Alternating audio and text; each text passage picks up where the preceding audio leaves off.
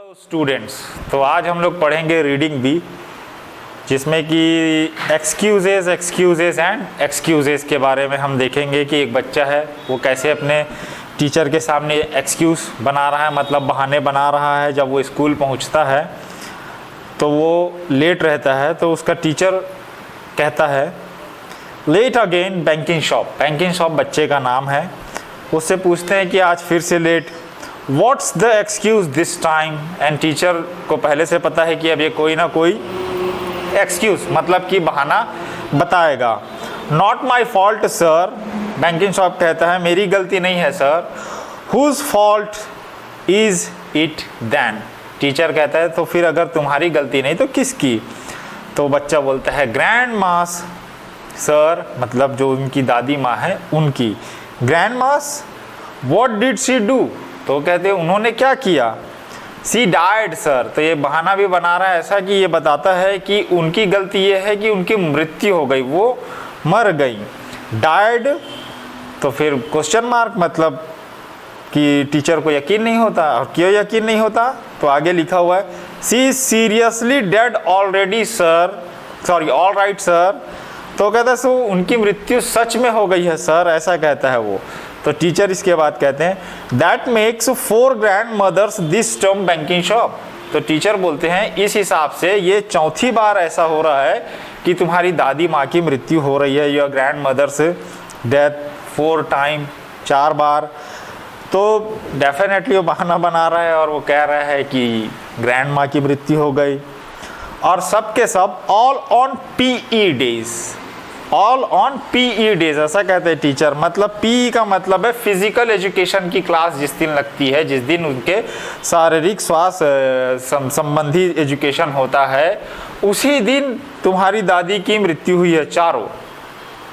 I know it's very upsetting sir, बच्चा कहता है कि ये बहुत अपसेट करने वाला है, ये बात मुझे भी पता है, ऐसा कहता है वो। How many grand mass have you got banking shop, teacher पूछते हैं कि तुम्हारी कितनी ग्रैंड माँ हैं। नन सर, बच्चा कहता है कोई भी नहीं। यू सेड यू हैड 4, लेकिन तुमने तो कहा कि तुम्हारी 4 है और अभी कह रहे हो कि कोई नहीं। ऐसा कहते हुए कहता है वो ऑल डेड सर, मतलब सबकी मृत्यु हो गई है। And what about yesterday banking shop, what about yesterday sir. तो कहता है कि जो कल का दिन था उसके लिए, मतलब कल भी अनुपस्थित थे उसके लिए। You were absent yesterday. That was the dentist sir. अब वो कहता है कि ये सिर्फ किसकी वजह से हुआ, डेंटिस्ट की वजह से हुआ। क्यों, तो टीचर कहते हैं the dentist died. टीचर पूछते हैं क्या डेंटिस्ट की मृत्यु हो गई। Not sir, my teeth sir.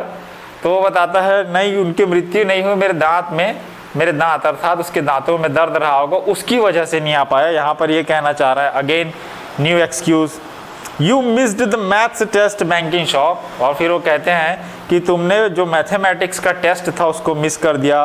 तो बच्चा जवाब देता है I had been looking forward to it sir, मतलब मैं भी उसी के लिए देख रहा था, प्रिपेयर कर रहा था, लेकिन नहीं कर पाया।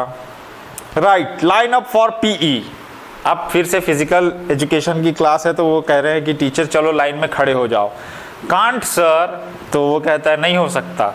There is no such word as can't banking shop, teacher कहते हैं ऐसा कोई शब्द नहीं है that you can't, जो तुम नहीं कर सकते।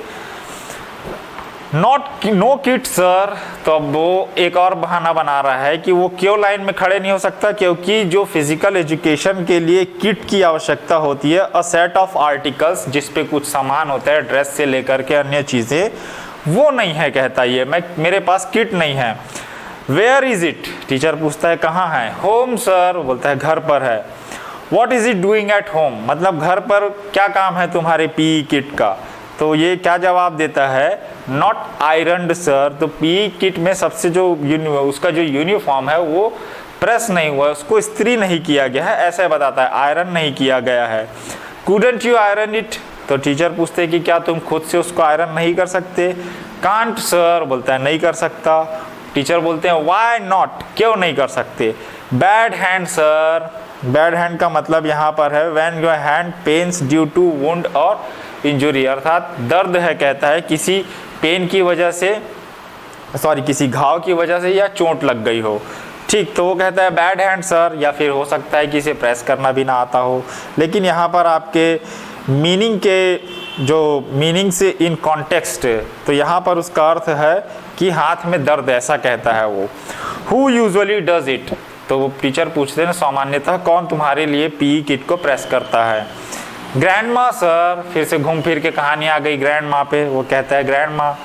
फिर वो बोलता है why couldn't she do it, मतलब उन्होंने क्यों नहीं किया, तो फिर वही जवाब डैड सर, उनकी तो मृत्यु हो गई। So he is again coming to grandma, कहानी घूम फिर करके ग्रैंड माँ।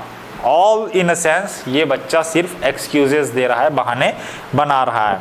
अब देखते हैं इसका जो लेखक है उसके बारे में। About the poet Gareth Owen was born in 1936। ये जो लेखक है गैरेथ ओवेन, इनका जन्म हुआ 1936 में। He is a poet and writer, ये एक कवि भी है और लेखक भी हैं।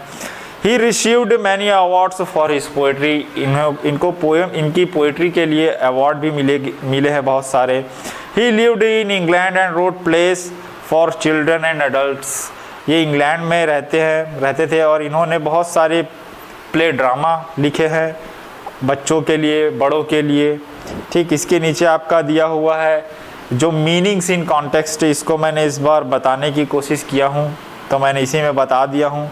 ठीक, तो कुछ के डबल अर्थ दिए हुए, जैसे आयरन का मतलब होता है strong hard metallic silver grey metal, यहाँ पर दोनों चीज़ें दिया हुआ है।